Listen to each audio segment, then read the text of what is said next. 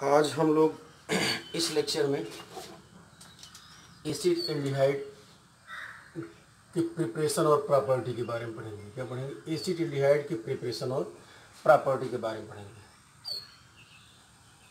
Aldehyde और ketone के सदस्य में फॉर्मल्डिहाइड पढ़ाया जा चुका है और एसिड एल्डिहाइड इसके बाद एसीटोन पढ़ाया जाएगा। ठीक, तो इसको तब क्वेश्चन का एक्सरसाइज होगा। अब आप देखिए, एसिड एल्डिहाइड का फार्मूला CH3CH2 है। इसके प्रिपरेशन के लिए आप CH3CH2OH या CH3CH2 एथिल अल्कोहल K2Cr2, देखो ऑक्सीडाइजिंग एजेंट है। क्या K2Cr2O7 ऑक्सीडाइजिंग एजेंट है और ये नेसेंट ऑक्सीजन देगा ये। ठीक, और नेसेंट ऑक्सीजन देता कैसे है ये ध्यान रखिएगा। K2Cr2O7 को अगर H2SO4 रख देंगे तो ये चेंज हो जाएगा, K2SO4 में चेंज हो जाएगा, प्लस Cr2SO4 का होल थ्राइस हो जाएगा, प्लस H2O हो जाएगा, प्लस यहाँ पर नेसेंट ऑक्सीजन देगा यही नेसेंट ऑक्सीजन जो है वो क्या करेगा, एथिल एल्कोहल को ऑक्सीडाइज करेगा, किसमें? एसिड एल्डिहाइड में ऑक्सीडाइज करेगा। समझ पा रहे हैं?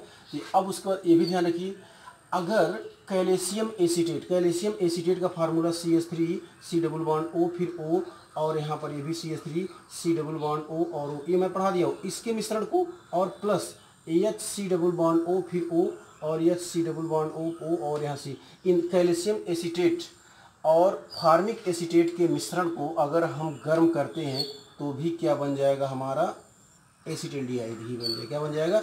एसिड एल्डिहाइड बन जाएगा। अब करते हैं, एक किसी भी एल्कोहल को कॉपर 300 पर क्या होता है, इसका डिहाइड्रेशन हो जाएगा। क्या हो जाएगा? इसका डिहाइड्रेशन हो जाएगा। किसका डिहाइड्रेशन हो जाएगा? यानी एल्कोहल का डिहाइड्रोजिनेशन हो जाएगा, अर्थात हाइड्रोजन का मॉलिक्यूल निकल जाएगा और क्या बन जाएगा? एसिड एल्डिहाइड बन जाएगा। इसके अलावा अगर एस्टिक एसिड और फार्मिक एसिड के मिश्रण को अगर हम गर्म करते हैं, क्या है, एस्टिक एसिड और फार्मिक एसिड के मिश्रण को हम गर्म करते हैं तो भी हमारा क्या बन जाएगा?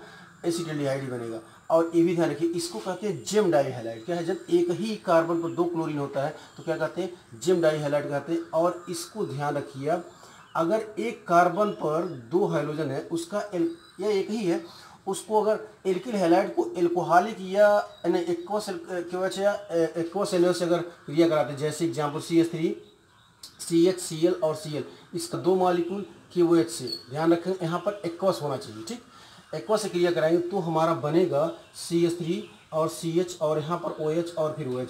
एक कार्बन पर 2 OH ग्रुप क्या होता है? अनस्टेबल होता है, और जब अनस्टेबल होगा तो ये इसका जल का मॉलिक्यूल निकल जाएगा। क्या बन जाएगा? हमारा CH3CHO बन जाएगा। एक कार्बन पर 2 OH ग्रुप क्या होता है? अनस्टेबल होता है, और जल का एक मॉलिक्यूल निकल क्या बन जाएगा? एल्डिहाइड बन जाएगा। क्लियर?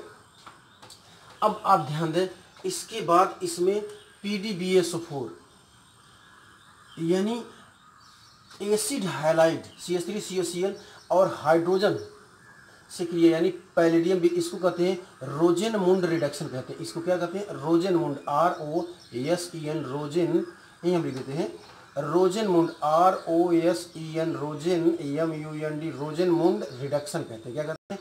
रोजेनमुंड रिडक्शन कहेंगे। अब आप देखिए, रोजेनमुंड, इसको क्या, इसलिए एल्डिहाइड बन जाएगा। अब उसके बाद ओजोन की क्रिया कराएंगे। ओजोन की क्रिया किसके साथ कराएंगे ये भी ध्यान रखिए आप। ओजोन जो है ब्यूटीन 2इन के साथ, किसके साथ? ब्यूटीन 2इन के साथ ओजोन। ये प्रक्रिया हमारा ओजोनोलिसिस है। ओजोनोलिसिस हम आपको ओजोनोलिसिस के पहले हम पढ़ा चुके हैं। अब आप ध्यान दें, अगर हम ओजोनोलिसिस कराते हैं किसका? CH3 CH और प्लस CH2 है, इसका ओजोन के साथ O3 क्रिया कराते हैं तो हमारा बन जाए, पहले बनेगा ओजोनाइड CH3 CH और फिर यहाँ हो जाएगा O और यहाँ CH और CH3 हो जाएगा, फिर यहाँ पर O और फिर यहाँ पर O, और एक कार्बन जो ये क्या है? ओजोनाइड बनेगा, ब्यूटीन ओजोनाइड बनेगा जो अनस्टेबल है, यानी जिंक की उपस्थिति में क्या बन जाए? टूट जाएगा, 2 मॉलिक्यूल CH3CHO बन जाएगा। क्या है? ये टूट जाएगा, ऐसे 2 मॉलिक्यूल CH3CHO बन जाएगा। ध्यान रखिए। अब आप ध्यान दें तो ये इसकी क्रिया ओजोन से 2 मॉलिक्यूल एसिड एल्डिहाइड बन जाएगा। अब इसको भी हम आपको बता चुके हैं, इसको ध्यान दीजिए। अगर आपका क्या चीज़, ये एस्टर है, एस्टर पर अगर किसकी क्रिया कराते हैं?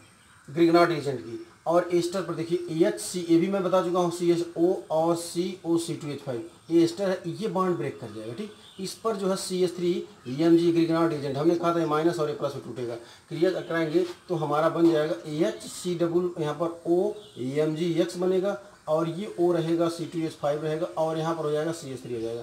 अब इसके 2 मॉलिक्यूल जल का हाइड्रोलिसिस करेंगे। देखिए यहाँ से करेंगे एक OH इधर आ जाएगा, एक एक OH इधर आ जाएगा, एक इधर आ जाएगा, यानी कुल मिला जुला करके माइनस में निकल जाएगा MgX और OH यहाँ है ना। अरे भाई ये H है और ये H और इधर OH आ जाएगा, MgX OH नहीं निकल गया, इसको हम साफ लिख देते हैं MgX। यहाँ पर देखो MgX था तो ये प्लस में है, तो इस प्लस में OH माइनस आएगा, तो इसलिए कहाँ है जल का मालिक्यूल टूटे, दो मालिक्यूल जल रहेगा नहीं, तो MgX में माइनस C2H5OH निकल जाएगा। जो हमारा बनेगा CH3CH और एक ही कार्बन पर दो H ग्रुप है और एक कार्बन दो OH ग्रुप अनस्टेबल होता है और बन जाएगा हमारा CH3CHO बन जाएगा। क्लियर, RMG के साथ क्रिया करा देंगे तो ये बन जाएगा। इसके अलावा आप देखिए, अगर CH3CN का आप इसको CH3CN इसको कहते हैं स्टेफेंस रिडक्शन, क्या कहते हैं स्टेफेंस रिडक्शन, इससे भी क्या बन जाएगा एसिटिल्डिहाइड ही बन जाएगा, स्टेफेंस रिडक्शन हो जाता है। और एसिटिलीन पर ध्यान रखेंगे CH ट्रिपल बॉन्ड CH, अगर इस पर हम जल का एडिशन कराते हैं तो किसकी उपस्थिति कराया जाता है HgSO4 ऑब्लिक 20% H2SO4 की उपस्थिति में कराया जाता है, इसको ध्यान रखेंगे।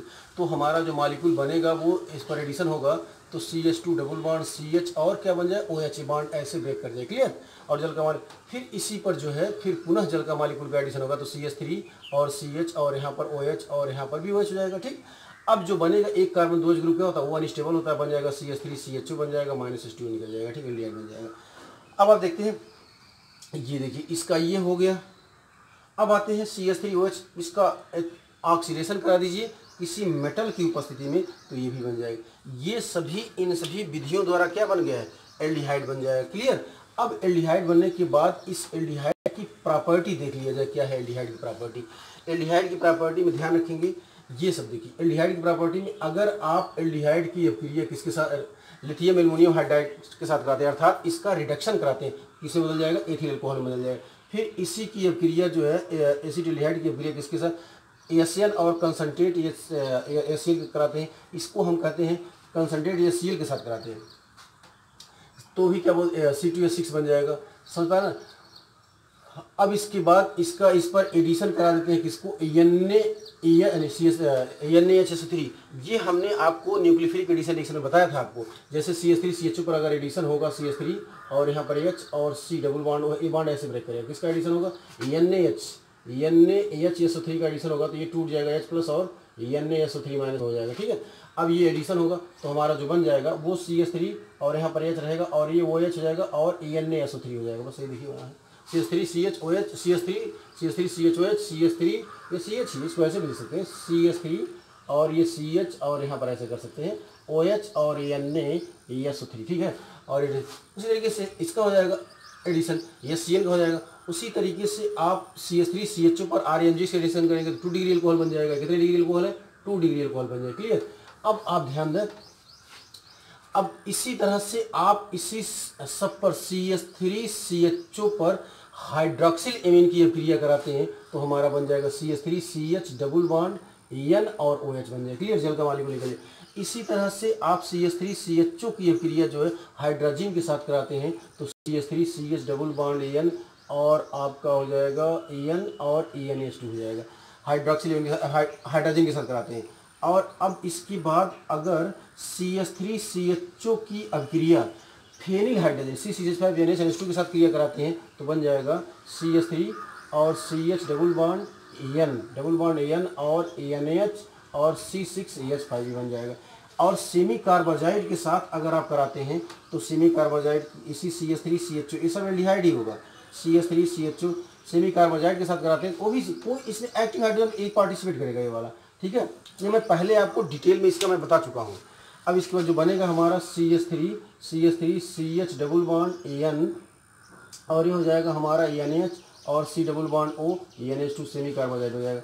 अब इसका PCl5 के साथ क्रिया कराते थे बन जाएगा CH3 और यहाँ पर H और COCl बनेगा और POCl3 निकल जाएगा। ठीक है, इस तरह से अगर जो एसिटिल्डिहाइड की अपक्रिया CH3CHO की अपक्रिया किसी के साथ Cl2 के साथ कराते हैं क्लोरल बन जाएगा।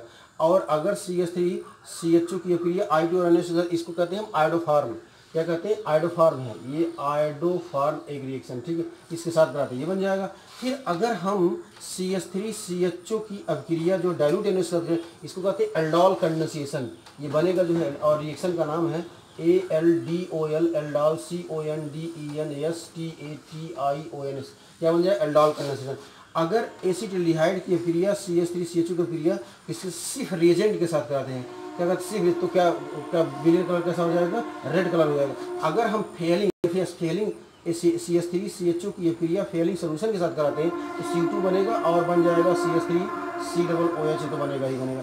फिर अगर इसी CH3CHO की अभिक्रिया जो हम टॉलिन एजेंट के साथ कराते हैं, टॉलिन एजेंट का टॉलिन Ag2 तो बन जो सिल्वर का ब्लैक औछे पाएगा और बन जाएगा हमारा CH3COOH बदल जाएगा।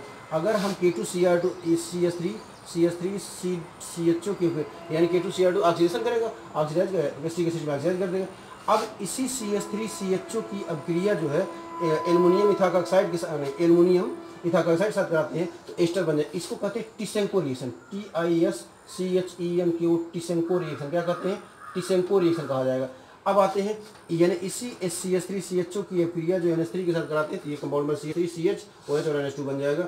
और कंसंट्रेट H2SO4 यानी आपको 3 मॉलिक्यूल CH3CHO का रख लेंगे और उसका पॉलीमराइजेशन करेंगे तो क्या बन जाएगा पैरल एल्डिहाइड बन जाएगा। क्या बन जाएगा पैरा एल्डिहाइड बन जाएगा।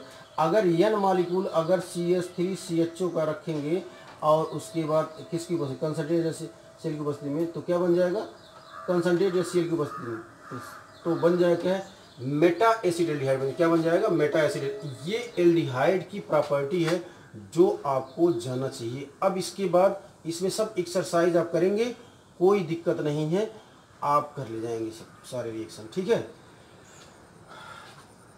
ये तो एसिड एल्डिहाइड का प्रिपरेशन और प्रॉपर्टी जनरल। इसके बाद वाले लेक्चर में कीटोन।